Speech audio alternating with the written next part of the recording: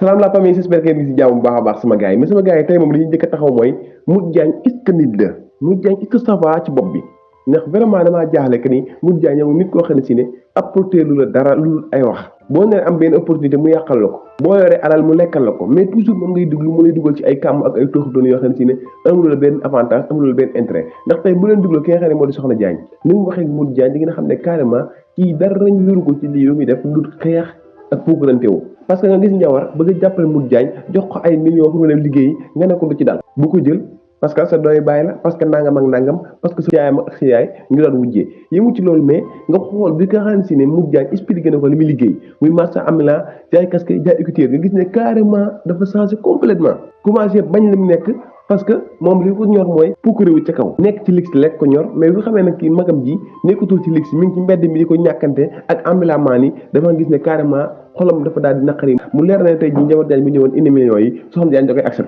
da koy accepté parce que moom li mu bëgg mooy puukarewu wane ne ñoom yor nañu ay millions rek moo ko ñor mais daneen ñuru ko ci kaw suuf moo nga xamal ne carrément daal nit booy diglu da ngay diglu koo xam ne si ne xelam sell na tam yéene la jàmm yéene lu rafet yéene la ak mbokkoo ak say mbokk mais képp ku la yéene ak féewulu ak say mbokk moom mun laa digal lu baax parce que ci xeex lay dugal toujours te du xeex yëpp moo am importance du xeex yëpp moo jar xeex mais nag yaa joor gis ngeen ne toujours mi ngi insisté ci diggante ak Maymuna mais problème bi dëgg-dëgg dañoo jàpp ne yaa joor dafa sëkk jamono ji mais cette fois ci moom sikkut mais dafa gis loo xam ne si ne fa mu jëm la neex ndax gis nga ki nga xam ne moo di may traak yi nga xam ne si ne mi ngi koy dóor buri xam ngeen ne carrément wax ko ngir bëgg ko wax rek kan ni moom loolu mooy position mais daf koy wax ngir sewal buri wutal ko wan kay lu jeeg sëyul ndax boo leen gisee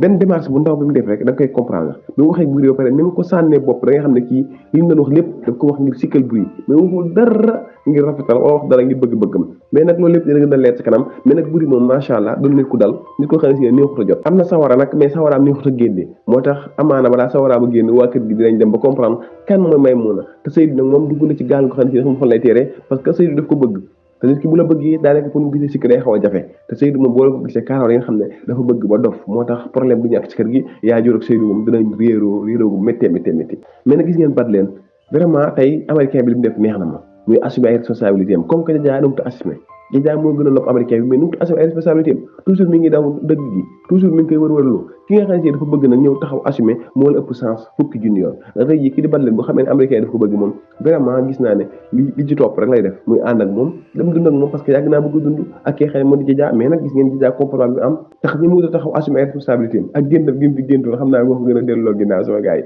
mais nag macha allah moom jëmale ji moom xaalisoo mi ngi neex vraiment daal tarkalla sama gars yi bu fekkee ne kontaan ngeen ci série bi nag comme ni ma ci kontaanee sama gars yi jox leen ma kër ci commentaire bu leen ko fàttee ñu wane suñu mbégte ci série bi di xaaral sama gars yi te foofu la ay vidéo bi di leen jox ci beneen vidéo incha allah jaa ngeen jëf benn yoon